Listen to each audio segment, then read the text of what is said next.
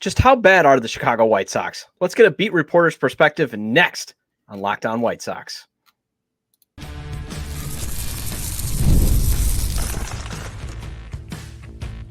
You are Locked On White Sox, your daily Chicago White Sox podcast. Part of the Locked On Podcast Network, your team every day.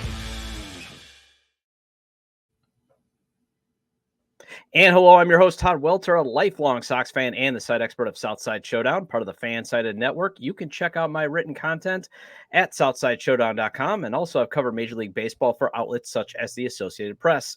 And thanks for making Locked On White Sox your first listen every day. We are free and available wherever you get your podcasts and on YouTube, part of the Locked On Podcast Network, your team every day. And make sure to subscribe to the YouTube channel at Locked On White Sox. Also follow or subscribe to the show wherever you get your podcasts. And this episode of Locked On White Sox is brought to you by Booking.com. Booking.yeah. The right stay can make you a fan of any city, even your rivals. Check out Booking.com for your stay today. Well, no team has ever lost 70 games before the All-Star break until now. And that embarrassing distinction belongs to your Chicago White Sox. Sox are actually 8 games worse than their expected record, and that still makes them a bad team, even if they had those 8 wins. Things were supposed to be bad this season, but it wasn't supposed to be historically bad. And let's take a dive into the team struggles, trade rumors, and draft picks from CHGO White Sox beat reporter and podcast co-host Vinnie Duber. And Vinnie, what is it like to cover a historically bad team?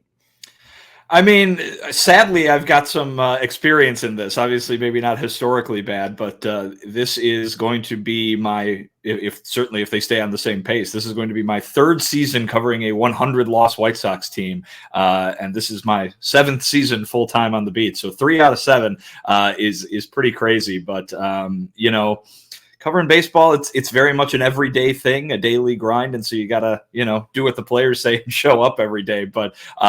Listen, I'll say this, compared to the last couple of seasons, it's been, I don't know if easier is the right word, but it's been, a little bit more what you'd hope it would be, right? I mean, I think the last 2 seasons specifically, kind of that very unexpected disappointment from White Sox fans. And so as they lost a lot of games under Tony La Russa in 2022, and then they lost a lot of games under Pedro Grifol in 2023, I think folks were really mad, or at least a good segment of the fan base was really upset and voicing those frustrations. And, certainly had a lot of upset and disappointment from the team itself, right? I mean, I think you go back to Rick Hahn at the end of 22 talking about how it was the most disappointing season any of them had ever been a part of.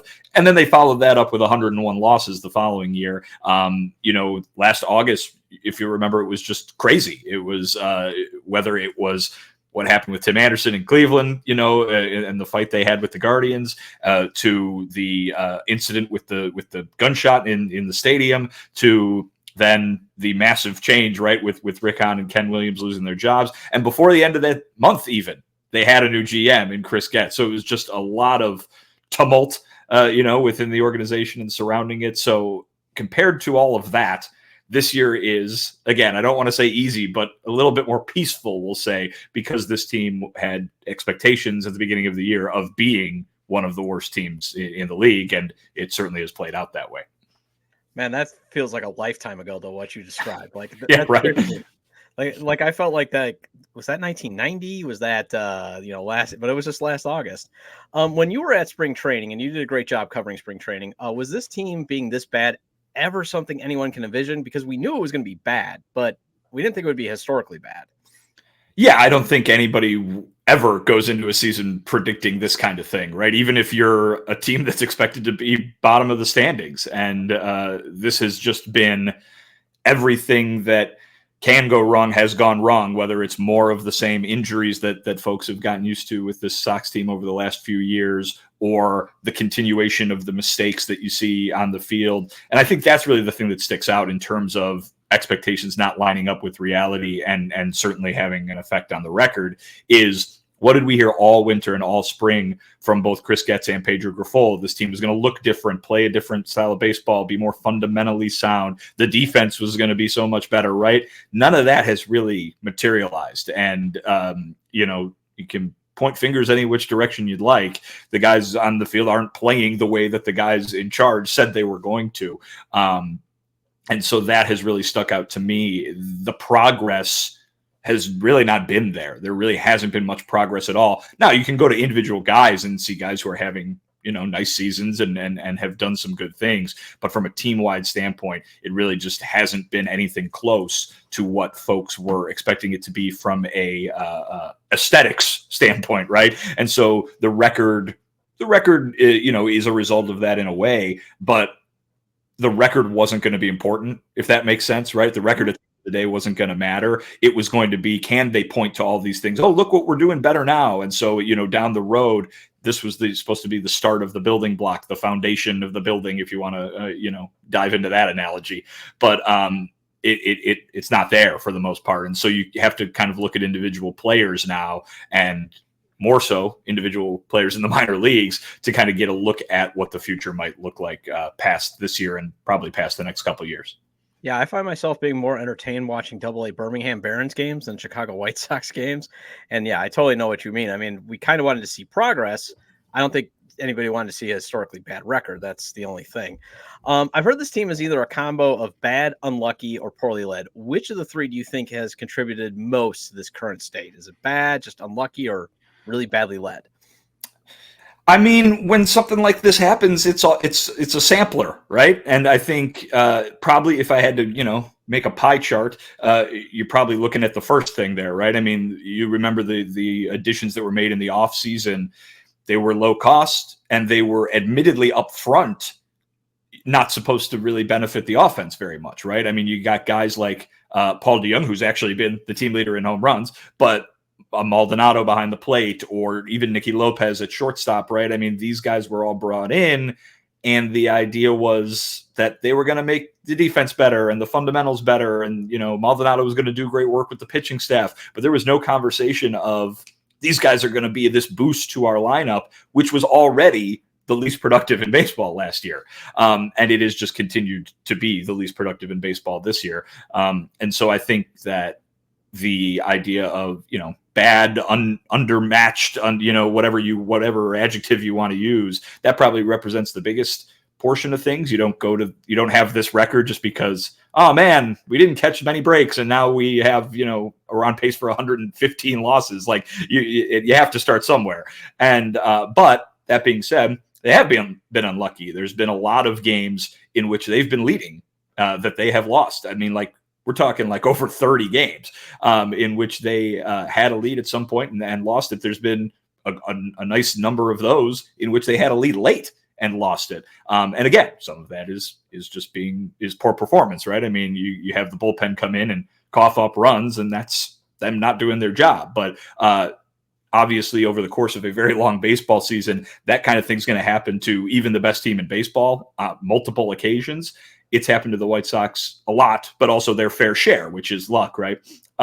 Poorly led, I would go ahead and go back to what I was just talking about, which is the not living up to that style of play expectation kind of thing. And at the end of the day, guys like Pedro Grifol and Chris Getz are at the top. They're responsible for that. I always am quick to remind folks, they're not the ones swinging the bats. They're not the ones, booting the ball on the infield or anything like that. So they have to get better players in there to not screw up as much.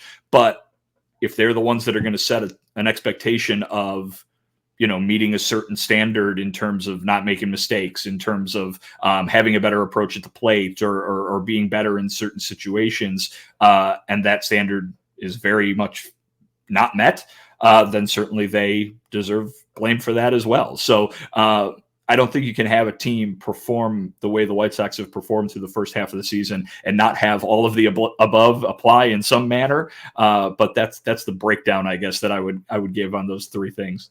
So how many times with the blown lead, and this is more inside baseball, have you just like thrown your mouse or something where be like, I got to rewrite this entire thing? God, I mean, I remember that used to be the worst when I was covering games for the Brewers. You'd be like, they just blew the lead in the ninth inning. I got to totally rewrite my lead. You just, how frustrating has that been this season? Thankfully, the way I work right now is not so much reliant on a game story to be written right at the end of first pitch. So that kind of is not an issue that I have to deal with this year, but I have certainly had to deal with it in years past. I go back to the story I always tell in that regard is I go back to when I was interning for MLB.com in 2012. I was covering the Royals, and they were playing, I believe it was the Angels, and Zach Greinke, who was on the Angels at the time, came back to Kansas City, so that's kind of a big deal. Pitches 8 innings of like 1-run ball or something like that, or like 1-hit ball or something ridiculous. He was fantastic.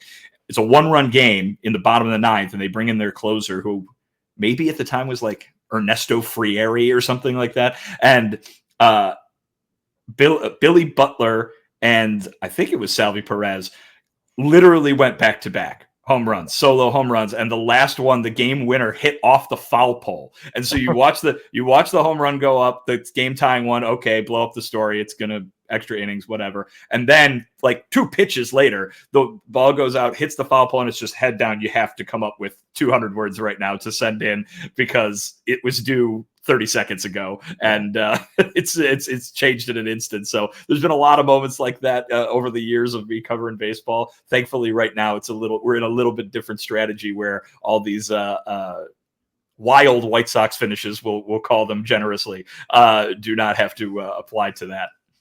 Well, we'll get into actually how CHGO has been covering the White Sox baseball after the break, as Vinny is kind enough to stick around for the full show. So we'll discuss that, and let's discuss all the trade rumors swirling around the team next on Locked On White Sox.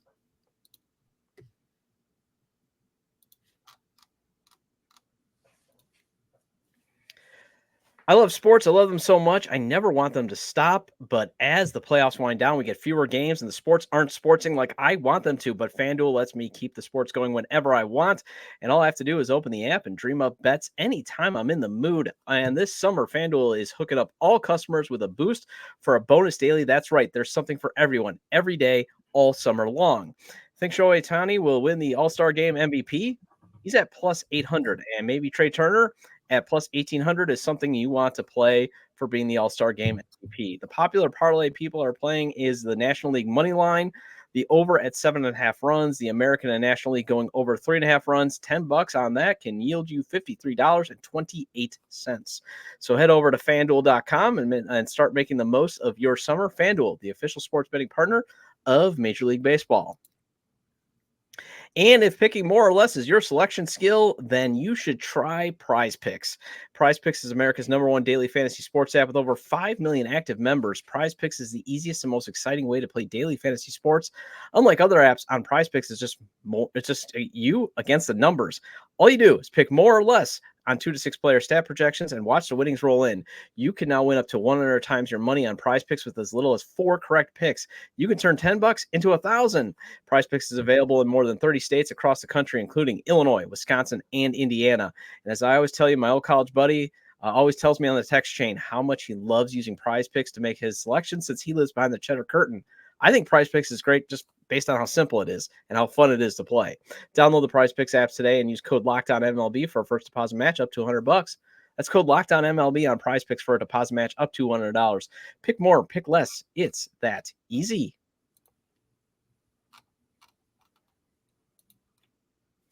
And are you watching Fox Sports or ESPN on your TV all day? Have to turn down the volume with all that shouting? Make the switch to Locked On Sports today, a free 24/7 sports streaming channel program for you every day to bring you the biggest sports stories without all that screaming. Locked On Sports Today brings you can't-miss analysis, opinions, and news, streaming 24/7 on YouTube or the free Amazon Fire TV channels app, part of the Locked On Podcast Network, your team every day. And it's the All-Star break for the White Sox. They won't be back in action until this Friday against the Kansas City Royals. First pitch is on the 19th. First pitch on the 19th is at 7:10 p.m. Central. Catch every pitch of the White Sox hometown broadcast with SiriusXM on the SXM app. Search White Sox. And welcome back to Locked On White Sox. I'm your host, Todd Welter, and thank you for making the show your first listen. Lots of great White Sox podcasts out there, like the CHGO White Sox podcast with Sean Anderson, Herb Lawrence, and my guest, Vinnie Duber. And Vinnie, where can we always find your guys' excellent work? Yeah, just go to YouTube, type in CHGO Sports. You might have to scroll down a bit to get past the feeds because I think they're in alphabetical order by team, but and White Sox obviously would be fifth among the big 5 ones here. So, but yeah, that's where you can find us. We got shows 5 days a week during the season. That means Sunday through Thursday for the most part, and then once the off season hits, we'll be doing it again. But then shift to Monday through Friday. So every day and over there on YouTube. Yeah, I love your guys' chemistry that you have. You know, you got Sean as the host; he does a great job. Herb being the community leader, and then you kind of being like the reasonable voice in there. I that's one of the things that I really appreciate. You got a great writing style, but you also have like this voice of reason. Like I remember, everybody's like, "Well, just let's play Elvis Honduras at second," and you're like, "He's never played second base before," you know that. Like, And it ended up being wrong. He ended up being fine there, but yeah. still. but still, I love how you do bring up that perspective. Like, guys, we're kind of not looking at this the right way.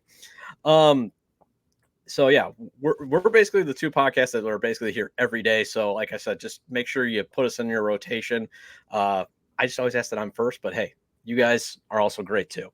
So the draft is wrapping up today. So now the focus shifts to the trade deadline. The Sox have a lot of veteran assets to move, including All-Star Garrett Crochet. Reports have the team motivated to move him by the deadline. Do you think that's going to become a reality? We'll see. I think for the most part, I've really leaned toward both Garrett Crochet and Luis Robert Jr. staying on the South Side, past the deadline, because I just think that the White Sox value those guys so highly, and I think rightfully so, but that it's going to be difficult for other teams to meet that asking price. And, we've seen kind of a hesitancy in recent years for teams to part with prospects, right? And that's what the White Sox need. It's what they want. It's what their timeline demands. And how many of them will it take to get a guy who's been the best pitcher in baseball, arguably, this season? How much will it get to get a guy who has been an MVP type player when he's been healthy? Those packages should be huge, and I'm sure Chris Getz wants them to be huge. And if they're not met, he doesn't have to trade either of those guys, because he can revisit these conversations in the offseason. He can revisit them next summer, or he can do what a lot of fans are saying and just keep those two guys. But so we'll see. I think it's going to be a lot easier to get deals done for the Paul DeYoungs of the world, and the Tommy Phams and John Brebbias and stuff like that, guys who are on those more traditional one-year contracts that get dealt this time of year. With all the control left with Crochet and Robert, with the top of the league potential that those guys have, it's going to be a little trickier to get done. And I think when it comes down to Crochet specifically, there might just be a completely different valuation between the White Sox and the 29 other teams in baseball. The White Sox probably value him as a top of the rotation ace pitcher in a starting staff,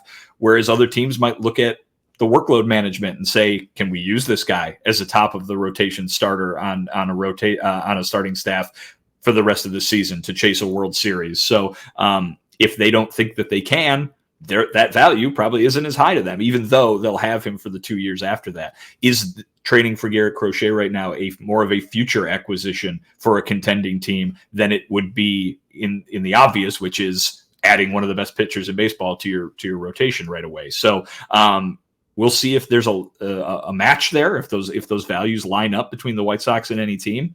I would totally imagine that Garrett Crochet is coveted by a lot of teams, but at the price the White Sox want, that's the question. Yeah, and with October basically now being so random, how has that really impacted? Because, you used to be teams where like, yeah, I'll give you this guy, I'll give you this guy. But now it's like a lot of teams are willing to play the long game. Like the Orioles still have not traded any of their bats. And it's like you have no room for them, but it's like they're playing the long game. The Brewers, how much has that impacted teams' ability to be like, okay, here's my best prospect, for example? Well, and it's cost too, right? I mean, if you're the Orioles and you've got all these guys, your payroll is going to go down next year, and you're going to be better, right? I mean, when they have some of the veteran guys that have been there through these tough times for them, your Santanders and your Mullins and stuff like that, and they go away to free agency, and then you're replacing them with guys who are on rookie contracts, like your team might be better while your payroll is going down. And so, I mean, I think that probably plays into a lot of folks' plans across the league, but also too, there's the idea of, well, we raised that guy, right? I mean, it's saying goodbye to your kid kind of thing, and a guy who maybe you have more belief in because you've been through the entire process than another team might. I'll go back to Crochet. The White Sox have watched him do this every step of the way, from the guy they drafted in 2020 through the injuries, through the bullpen, and through this transition this year to becoming one of the best starting pitchers in baseball. Don't you think maybe that values him higher in their mind than it might somebody looking in from afar and being like, oh, there's a guy on an innings limit who's being experimented right now. He's off to a good start. We'll see what happens. The White Sox probably have a little bit more confidence in him, maybe. So I think it all kind of adds up to teams not wanting to really part with their prospects and deviate from their plan, right? I mean, since the Astros rebuilt so successfully, we're in the era of those long-term projects. The White Sox are in it now for the second time, but the idea that you set a plan at the beginning of it, and yeah, you have to be flexible and you're not rigid. That's not what it is. I mean, even Rick Hahn dealt Nick Madrigal right away, right? I mean, that's not probably what he was thinking about doing at the beginning of the year, but that's how it played out. In 2021, now you've got Chris Getz setting out a plan and probably thinking, all right, these are the guys that I'm picking to be a part of this plan. Do you think he's going to be, good with, or think that it's going to be easy to part with Hagen Smith if the time comes, a guy that they just invested a top 5 pick in? You think that's even going to apply to Drew Thorpe, a guy he traded Dylan Cease for? I mean, we'll see what all these players end up being, but they're just examples of, these were the guys that I picked to be part of the rebuild here. And maybe teams across baseball are probably thinking the same way about their guys. All right. Well, the draft was deemed pivotal to the team's future success. So let's discuss that next on Locked On White Sox.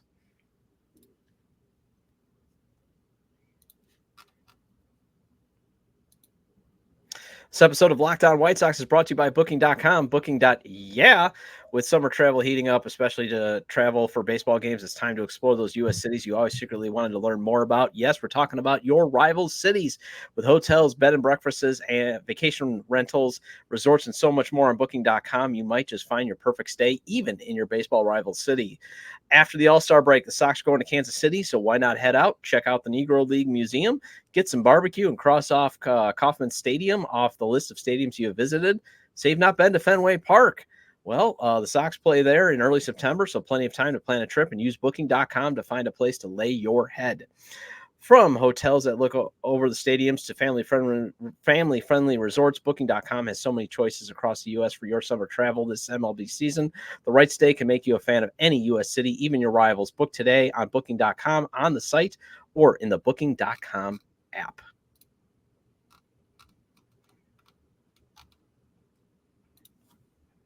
And it's the All-Star break for the White Sox. They won't be back in action until this Friday against the Kansas City Royals. First pitch on the 19th is at 7:10 p.m. Central. Catch every pitch of the White Sox hometown broadcast with SiriusXM on the SXM app. Search White Sox. Welcome back into Locked On White Sox. I'm your host, Todd Welter. I got Vinnie Duber from CHGO. And Vinnie, how is it to have one of the best mustaches in all of Chicago? I just got to ask. Wow. Well, I appreciate me putting me in that class. That's a tough tier to break, obviously, with the ones that we've had just in the sports world alone, let alone what you see walking down the street. So I appreciate it. I'm talking about media coverage. Like there's you and like Nick Moravsky, who used to host the show. He's got an impressive stash, but I think you're both like, I don't know how to rank which mustache. And how do you rank it? Do you want the mustache? Do you go goatee sometimes or beard? What's it like with the facial hair? I've never done the beard, so I didn't have anything before the pandemic, and so this is no older than 2020, of course. But no, it's funny because I wanted to. I was inside, nobody was watching, nobody was looking at me. I didn't care. I grew it all the way down to here. I grew the horseshoe all the way down to here, and so that fall, I met my now wife, and I had this mustache all the way down to here, and so we constantly joke that it's a marvel that she ever agreed to stick around with me, looking like Hulk Hogan, basically. I think you got to bring that back, man. All right, so on to the draft. Some folks are not happy the Sox didn't take a bat in the first round. Did they make the right call by taking Hagen Smith? I mean, obviously, we'll see. It's years to determine whether a Major League Baseball draft pick works out or not. But I think the idea that a lot of people had that they should have taken a bat, that's not how the baseball draft works. The baseball draft is very different from the NFL and the NBA. Those are drafts in which you are drafting for immediate need. The guy that you take in the first round is expected to be one of your best players on your team next year, right? Or the following season. In baseball, it takes years to develop these guys, and you never know if they're even going to pan out. There have been plenty of guys taken number 1 overall who do not even make the major leagues. So you've got to give yourself the best chance to get that player to the major leagues. And you can't be looking at what does the big league team need? What does my minor league system need in one guy? Because years down the road, that might just be a different case. I think people were looking at Hagen Smith, their number 5 pick, a left-handed pitcher, and saying, well, they already got Crochet, they already got Noah Schultz, now they got another lefty.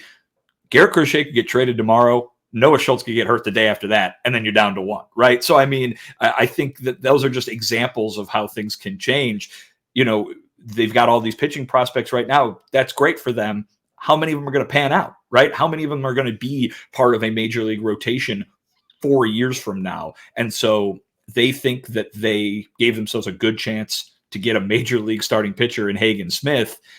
I think that you've got to, at least sit on your hands and wait rather than complain in the moment, because it's somebody who is very good. He's not like some consolation prize. He was tremendous last year, an NCAA record holder, for strikeouts per 9 innings. So he's a very talented player. He might not be on the team next year. Doesn't mean he's Paul Skeens, right? But he could be, because he's pretty good. But again, you cannot draft for need in the baseball draft. And all 30 teams know that. They're going into that knowing that you got to take the best player available to put yourself in the best position moving forward for years down the road, not for tomorrow or next season.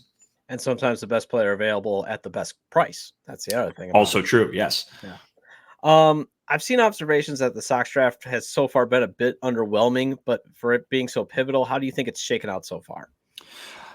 Again, I think it's a pretty good answer to just throw up your hands and say, we'll see, because that's how the baseball draft works. I think you can really start to dive into Smith, because that pick was the pivotal part of it, right? It's like they had a chance at the top of the draft, an opportunity, and a rare one at that, to add a big name talent to their organization. And they did that.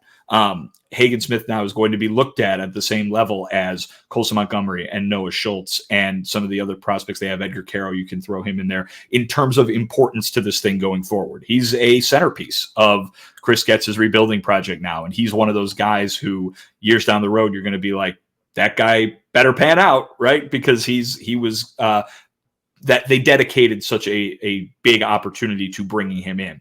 Those opportunities might come along again here in the next couple of weeks if they're able to trade Garrett Crochet for something big, if they're able to trade Luis Robert Jr. for something big.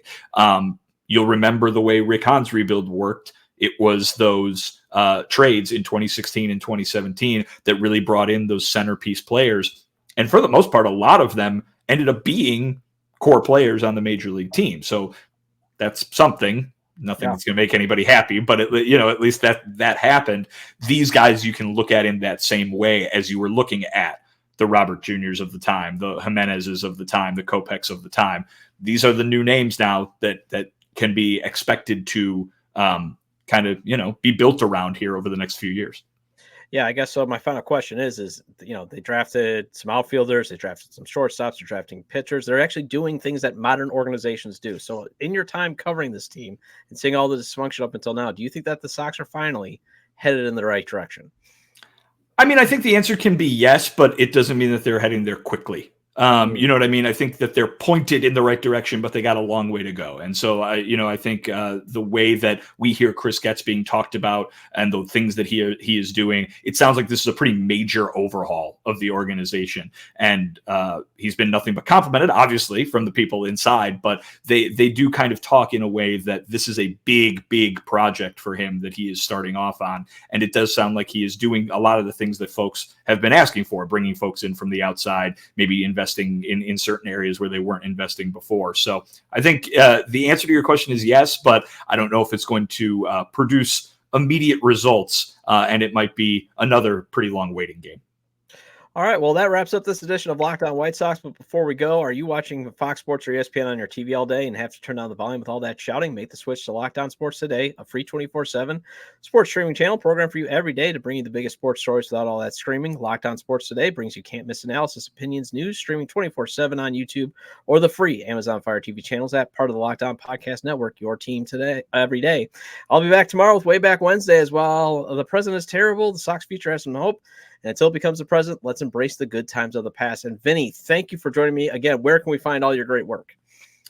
Thanks so much, Todd. Yeah, you can obviously on Twitter at Vinnie Duber. If you want to go read it, allchgo.com. And if you want to listen to me talk for an hour every day, you can go to YouTube and search CHGO Sports, and you'll find us over there. Yeah, make sure you guys subscribe to their YouTube channel. Also, you guys can become a diehard too. You guys got the diehard stuff with all of Vinny's exclusive content. And if you want to leave any comments about today's discussion with Vinny, you can leave them at the episode page on YouTube, X, formerly Twitter, at ToddJDub or at Locked On Sox, or email me at LockedOnWhiteSox@gmail.com. Have a great day. I'll see you tomorrow.